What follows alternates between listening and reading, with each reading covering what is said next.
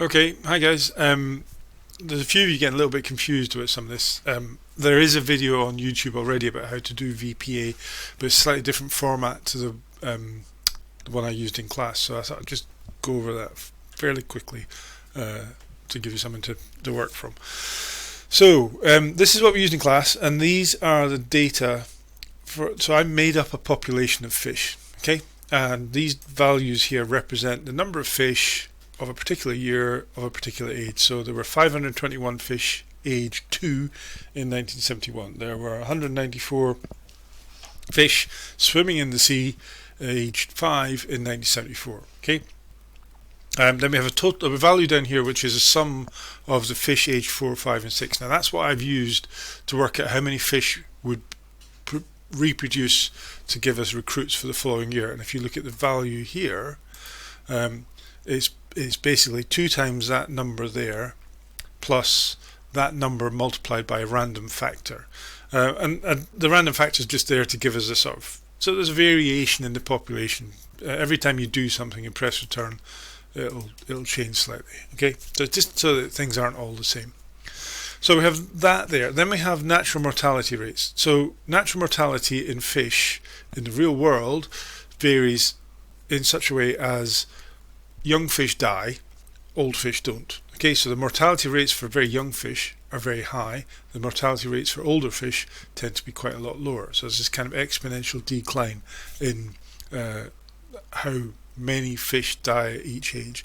Now we're making lots of assumptions here that we're saying that they're the same every year, and we're saying it's the same for every year class, and it's the same exponential decline in the number of in natural mortality rates for each year. So which is rubbish, but it's a simple model.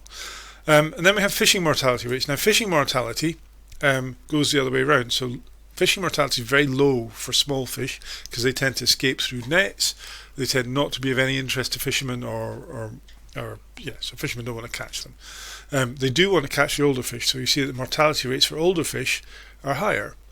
So age 4, 5 and 6 fish, I've given it a value of 0.1. Now that's not actually a very high mortality rate. Normally it would probably be quite a lot higher, but it'll mean that because of some of the assumptions that we make, there'll be a massive difference in the actual population and the virtual what your estimates of that population might be through virtual population analysis. Then we've got catch data. Okay, so catch data, we've talked about how unreliable they are, but it's a product of the number of fish there are in the sea and the fishing mortality rate. Okay, so fishing mortality gets higher as they get older, but there are fewer of them in the sea because of natural mortality.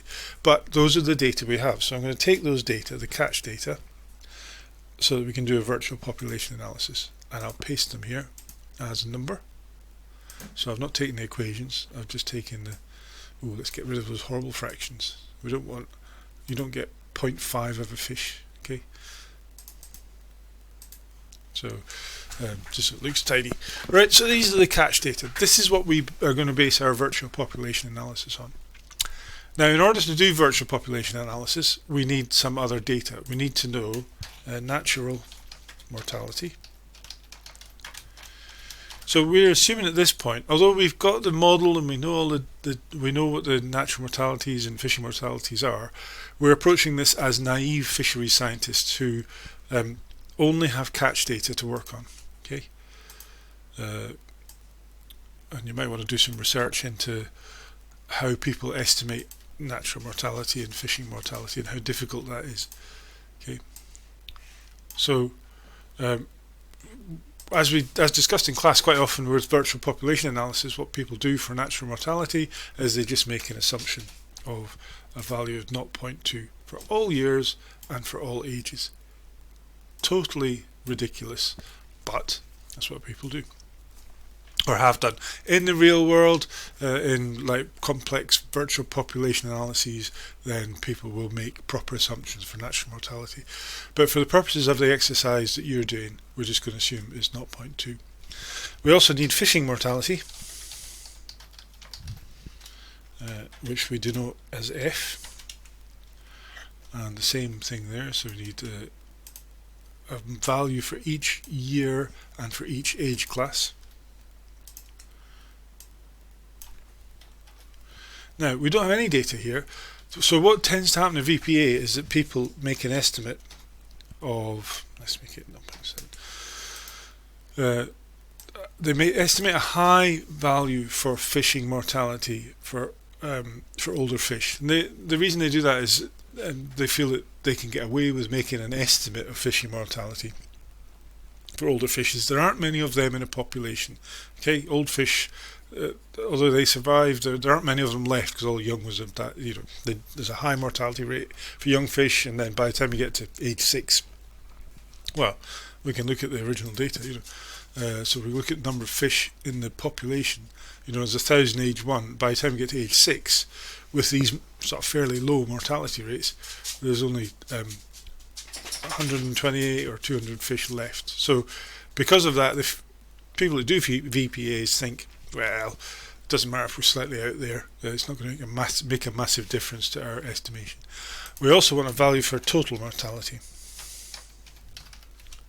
Total mortality. Okay, and again, we'll put the year in there, and we'll put the age class in here. So total mortality is the sum of fishing mortality and natural mortality. Okay, so for that last year class, it's 0.9. Now we're going to use the data we've got so far in order to work out how many fish there are in the sea. So this is our VPA population. And again, we want the year,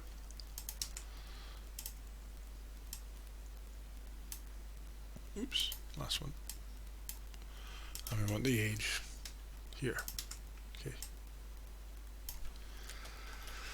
Right, so for this bottom row, what we'll do is we'll use the catch, what's called the catch equation. Okay, so this equation works out the number of fish there must be in the sea based upon the number of fish that were caught and the known values of fishing mortality and total mortality. So here we want to put an equation in, so it's equals, and we want the catch at that age, so click on here and then divide that by the value for fishing mortality divided by the value for total mortality. I'm going to put some extra brackets in here so we don't end up with a BODMAS problem, brackets off, divide, multiply, add, subtract. And then we'll multiply all of that by 1 minus exp of, don't forget the minus, total mortality. Okay, and then we'll fill in make sure we've got the brackets right. I'm going to put brackets around the whole of that bottom line, I think. Yeah, there we go. So I've kind of used brackets to separate those. Press return, and I get values for the number of fish swimming in the sea. These are the estimated number of fish swimming in the sea. Okay.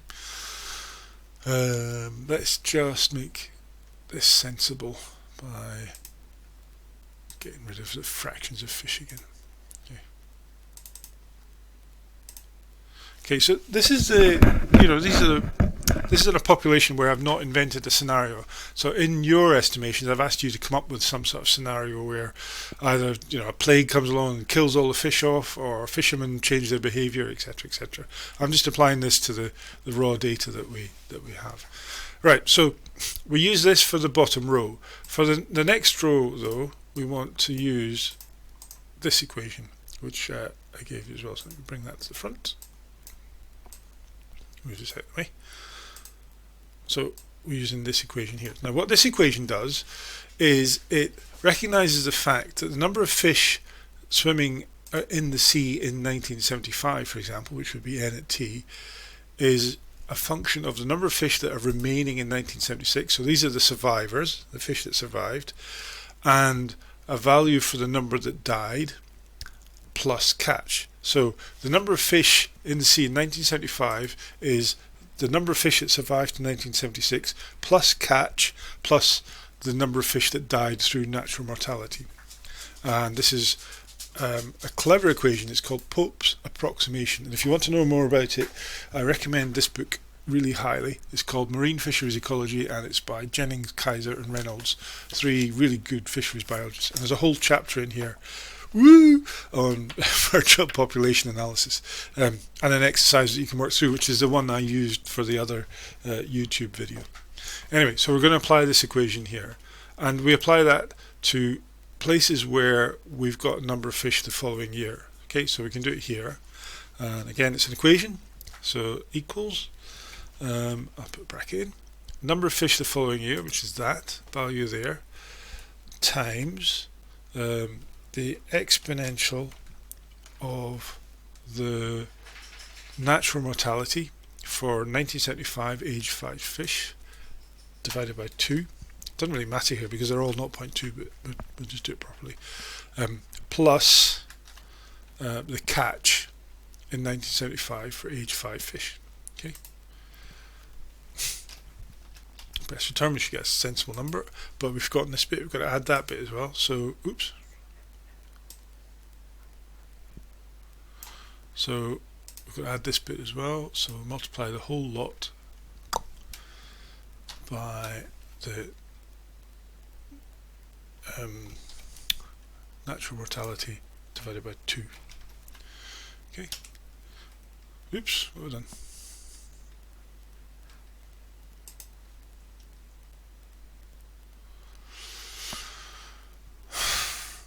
What have I done? What have I done?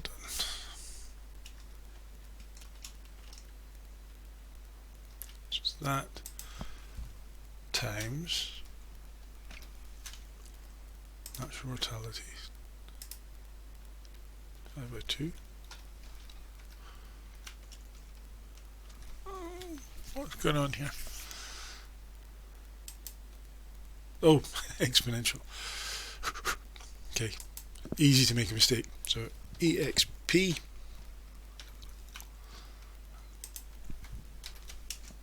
Okay, that's more sensible. So a quick idiot check there. So the reason I knew there was something wrong there was because that value was lower. You cannot have a population where the number of fish the previous year is less than the number of fish the following year. So that we couldn't have 25 fish in 1975 aged 5 from the same cohort if we've got 26 fish aged 6 in 1976. Okay, so now that we've done this, we can apply this equation everywhere where we've got the appropriate data. Okay, so everywhere where we've got catch, number of fish the following year, and we've got natural mortality. Okay, so I can just copy and paste that here and then drag it around. Okay, now you see that we can only really fill in the top left hand triangle, and you see the values are a bit stupid for some at the moment because we haven't got fish the following year. We need that. Okay, but when we've filled in all of these, we should have sensible values that increase along each cohort. So 43, 79, 128, 178, that's fine. Okay, so this bottom left hand side is fine. Now we've got to try and fill in this top right hand corner as well. So we need to work out what, how many fish were in the sea in 1976 for all of these ages, and then all the rest as well. Now we can't apply this equation because it needs to have a number of fish the following year. So if we wanted to know the number of fish age 1 in 1976, we'd have to know how many fish age 2 there were in 1977. We don't have those data. However, we do have this equation. Okay, so we can work out the number of fish. We've got this equation here, the catch equation. Okay, so if we've got a value of f and a value of z, we can work out how many fish there must have been that year based on catch and fishing mortality. So we can use the catch equation, except we don't have a value for f, we don't have a value for fishing mortality. Fortunately, we can work out what fishing mortality is using this equation here. Right? For all the ones where we have complete data, where we have n at t and n at t plus 1. Right? So we can go here, and we can go, it's the natural log of number of fish that year divided by the number of fish the following year from the same cohort, and then subtract the value for fishing mortality, for natural mortality, this M value here.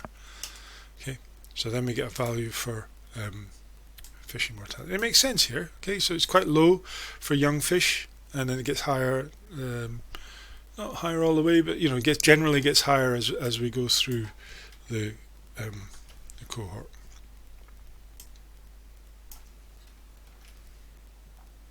And so I can just do control right for all the ones where we have an n at t and an n at t plus 1.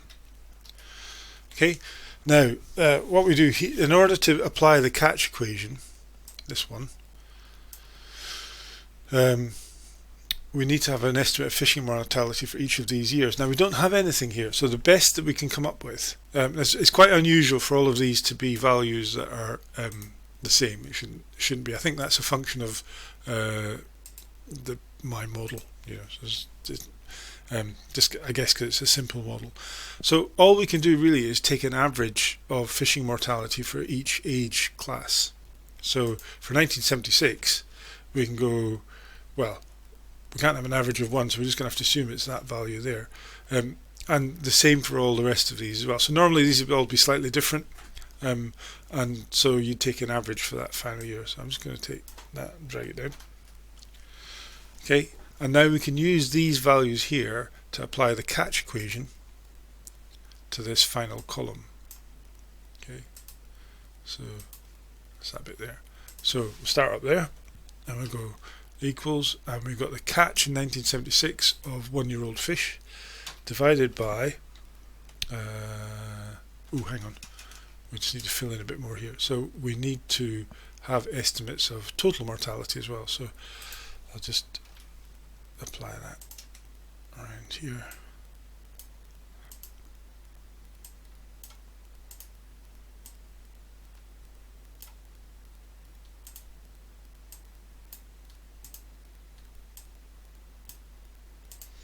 So we can only get them for this bottom left hand corner. Okay, let me just get rid of these long decimal places. What happened there? Cells number 2. Okay, right. There we go. So we've now got all the values we need for this catch equation here. So we can do equals. So we need the catch for that year in that age class divided by the fishing mortality divided by total mortality. Well, oops, let me go back again. I need to fill in this column here. So let's take that.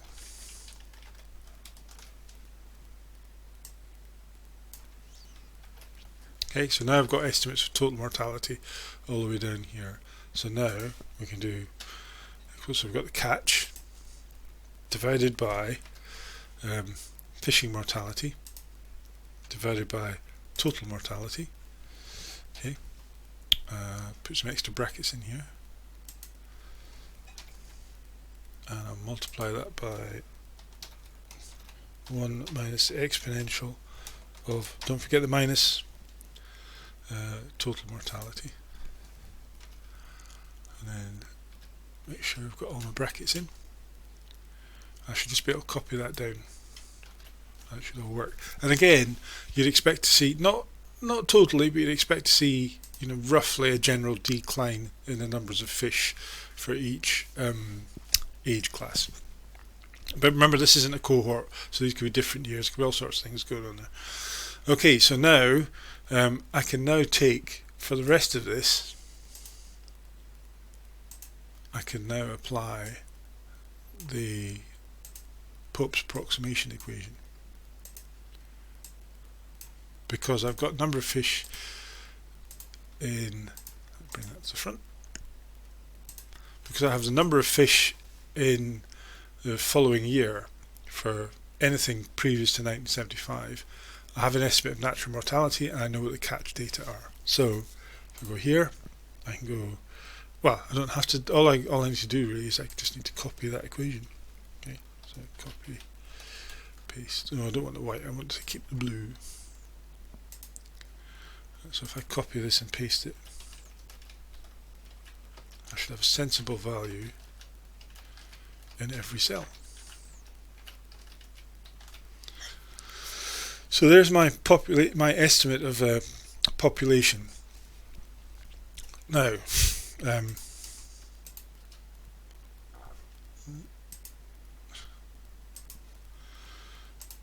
get rid of these horrible equations.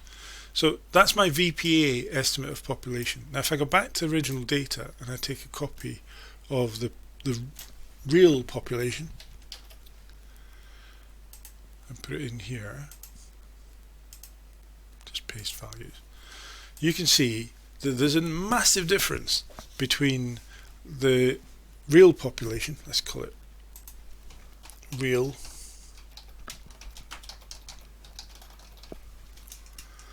and the VPA estimate. Now that's because we've made these assumptions of fishing mortality and